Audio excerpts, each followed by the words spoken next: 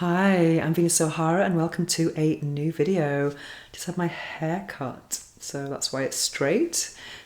Back curls will be back soon. I wanted to make a quick video because I know I've been absent from this channel for a few days because I've been caught up with my book writing. I'm writing a book about magic. Yeah, I can't wait to share more about that. So I've been very much attached to my computer writing away, but I thought I would share a story with you, a personal story called I Got Fired 3 times in a year. I shared a post about this on LinkedIn yesterday and it caused quite an impact, and I received lots of direct messages from people who'd been through something similar. So I wanted to share something about my own experience of getting fired. And I wanted to share this because I realized that LinkedIn, for example, is a platform where it's all about status and achievement, and it's all look at me, I've just achieved this. And I know all platforms have their type of, showing off, what have you, but LinkedIn especially is about professional achievements. And so I was thinking about, how about sharing professional disasters instead? So getting fired is something that is one of the hardest things to do, and especially because many people do attach their identities to their jobs. Often when we go to a social environment, a social, let's say a party or something, the first thing that people ask you after your name is, what do you do? It's not who are you, it's what do you do? And then based on your answer, you get categorized. So if you actually lose your job, you can have some kind of identity crisis. I know that can be true for many people, especially when they're giving their jobs their all. It's a really difficult situation. I know for me, when I came to Spain, some of my friends told me, I thought you were ambitious. Why are you going to live in Spain? But I always had ambition, but I wanted to be living in an environment that would be it would have good quality of life. So I really struggled so much to actually get comfortable in Spain. It took me a very long time. And when I came to Barcelona, this is starting off with the story, it was 2002, very long time ago, but I was fired 3 times in a year, actually even less than a year, maybe in 6 months, I lost 3 jobs. So the first job I lost, a little bit of background, I actually took a night train from Madrid to Barcelona with 2 rucksacks and €400 in my bank. And if I'd known, I was the kind of person who never checked my bank account. If I'd known how little money I had, I might not have done it. But it was kind of like a now or never situation. I felt the emotional courage to finally leave my Madrid life, because I couldn't stand it there, and leave a relationship that I was in, leave the job I hated, which was teaching English. So I came with lots of hope on a night train. And once in Barcelona, I had probably one of the worst jobs I've ever done, which was door-to-door sales. Oh my God, you really need the gift of the gab for that type of work. And I didn't have the gift of the gab. I mean, I really didn't, even though now I work with my voice. To actually, knock on doors and try and sell something, that's a whole different skill set. And on top of that, my Spanish was just terrible at the time. So I went for this job in particular because I knew it was a way out of Madrid, because they were hiring about 50 people. It was one of those jobs where they hire lots and lots of people, and over time, when they see the results, they start getting rid of the people who just are not selling. One of those people was me, and it was after 5 weeks. I was in Barcelona. I still didn't have a place to live. I was staying at an old former student's apartment, so I was kind of staying on someone's sofa for free, but the invitation was running out. So I was in a very difficult situation, and so I had a lot of pressure to kind of find a place, but then I didn't have a job. But then one day I arrived at work, and there was I got called up to the director's office, and there I was delivered the news, along with some other people, that my contract was coming to an abrupt end. And it was the kind of contract that meant that they didn't have to pay me any compensation. So it was basically cut off. And I was just absolutely distraught. I remember being in the street just going, "Wow!" I was wailing. I was so upset.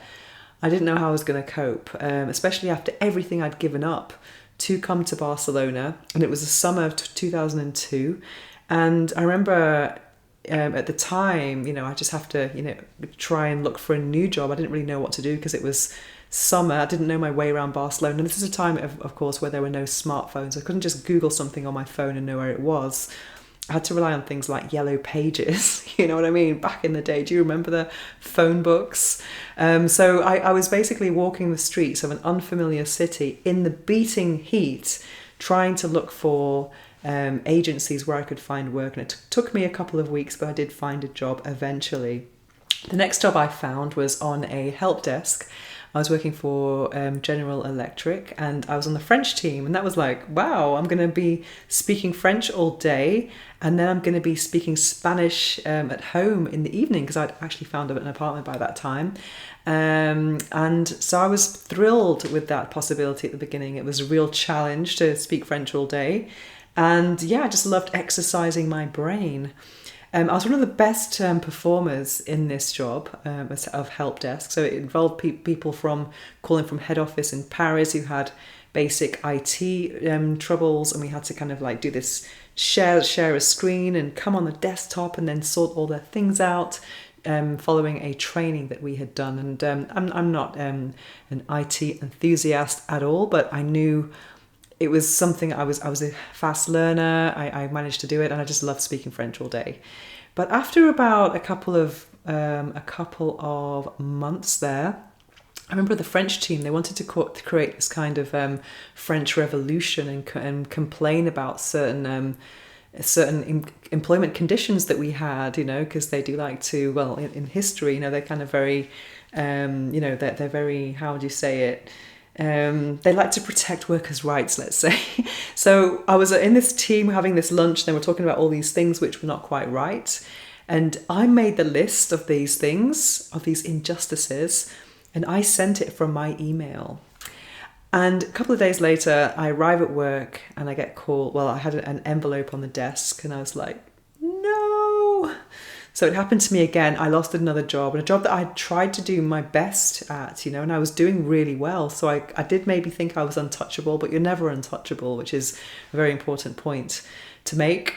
But fortunately, I had a better contract in this job, and I did have some compensation as well. So I wasn't as scared, and I kind of knew my bearings in Barcelona. So I was still, crying my eyes out. It was massive humiliation. I was thinking, what am I going to do now? I really loved what I was doing.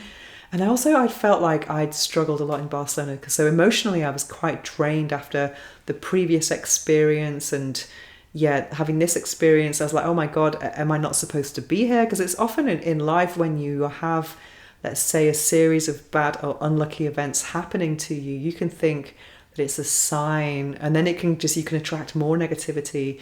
But anyway, I didn't have time to wallow in self-pity. I had a couple of days to cry, but then it was back on, sending CVs out and really looking for the next job. And fortunately, the next job I got was in exports. That's what I really wanted to do. I wanted to work in export sales in some capacity, because of my languages, and Spain is an exporting country, and it meant I could travel and things like that. So the next job I got was as an export assistant. So I was kind of the admin back office person for some export sales people in a company that was making, this is the most boring thing ever. It was, they were making machines to plastify furniture. So for furniture, so people who made doors were kind of their clients. They were making these custom-made machines to kind of wrap their goods in. And a lot of the salespeople, they had cars and had to travel a lot. So I wasn't ever going to be a salesperson in that company. However, I was the back office, and so when these people were traveling, I was the person in the office speaking French and English to my clients who when they needed me, giving quotes. And so I got to know quite a lot about how an export department works, and that was quite cool. And I was very happy. I also got quite a good salary in this job, and also this job was outside Barcelona and starting at 8 a.m., which was a killer. It meant I had to get up at 6 a.m. in the morning. 6 a.m. in the morning, yeah, 6 a.m. and then be on a train at 7, and then all day work. I didn't get home till about 7. Then it was a quick dinner and then shower and in bed by 10:30. And I'm telling you, it was a very hard rhythm to start, because if you didn't get to sleep, getting up at 6 o'clock is really difficult. And then when a Friday came, I was absolutely shattered. There was just no way I was ever going to go out on a Friday night. Saturday, I was just in bed sleeping until 2 p.m. It was crazy. It was in my 20s, so it was very, very, very, it was very, very, very hard. But I loved it. I loved this job, and I was very valued in this company. However, this guy came in, Fabio, this commercial director, and he started to kind of make changes in the company. And he told them that all the export salespeople should do their own admin. So there was no job for me anymore. However, the people at the company, they'd loved what I did so much, and they were very proud of me. They valued me. So they gave me another job, the only job available, which was on the reception. Oh my God.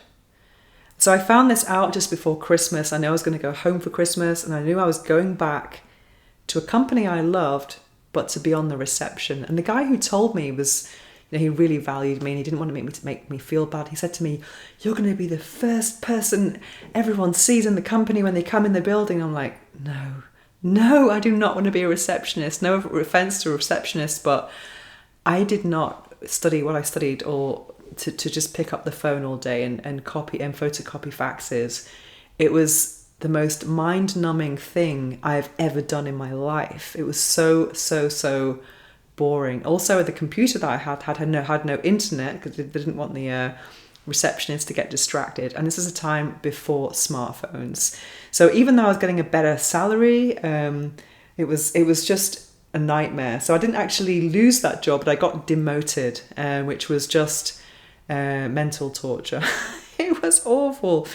And so at lunchtime, I had to kind of go to internet cafes, eat my lunch, and then kind of go on, websites looking for work and looking for employment. So within a couple of months, I got a new job. And that job ended up in a industrial tribunal. I ended up suing them a year after. So you can imagine, all of this, that the first few years of my life in Barcelona was so turbulent. And then I was changing apartments all the time as well to add to it. So it felt like every 3 or 4 months I was in a new routine of a new bedroom, a new side to get out of the bed, new flatmates, a new job, a new kind of route to go on the metro. So it was constant change, and I was just absolutely emotionally exhausted. Yes, it was so hard. And that's why for me, when I became a sex blogger, it meant so much for me, because I suddenly felt that everything was aligned all of a sudden. It felt like I was more in control of what I was doing, because as a freelancer, you kind of you're doing many jobs in parallel. So it's not about, if you lose one contract, you have other contracts. It's not like I'm putting all of my eggs in one basket for one employer and making them rich. It's a very different situation. But the situation in Spain, is very hard, the employment situation. But I always got jobs thanks to my languages. I speak French, English, Catalan, and Spanish. And so often I was, envious of my friends in England, thinking maybe I should go back and get a proper job, and be on the rat race in London or something like that. So that was something that I always had at the back of my mind. Is Barcelona the place for me? But I'm so glad I stuck it out, because now I'm living a very privileged life in Barcelona. I am living here, working internationally, and working for myself on my own terms finally. But if you have ever been sacked, which is going back to the real message of why I'm sharing this, they say rejection is redirection. And sometimes when you're going through something very difficult, you can't see that. It's only with time and with hindsight that it becomes very, very clear. So I am so glad I didn't make it as a help desk person. I am so glad I did not make it as a door-to-door salesperson. And I'm so glad that I wasn't good at didn't make it as an export assistant, because those were not that was not my destiny. I was here for different things. And I am thrilled to have had the courage to choose the path that I've taken, because it did take a lot of rejection to kind of get me to a place of the only way is up, because I was on the floor. I'm telling you, I've suffered so much because of work. But now I feel very, very, very, it's given me so much resilience and self-belief. And I hope this message is inspiring for you as well if you're not quite finding your feet. And if someone sacks you, be really grateful, because maybe that probably wasn't the place for you. Yeah, thank you for listening if you got this far. And I am giving away a free life upgrade meditation, which is 100 affirmations that reflect the 12 areas of the life wheel, including work, career, finance, love, and health, and all of those things. I would never have made that affirmations track had I been an employee and doing those jobs I was doing before. So I'm incredibly grateful for the journey I have made. And I'm very, very proud of this affirmations meditation. So if you want to check it out, then check out the link in the description below. And yeah, so I wish you lots of success if you do that. And I'll be back soon with some more videos with holistic self-love. And I'm going to carry on writing some of my book. Thanks for watching, and thanks for supporting me. Mwah.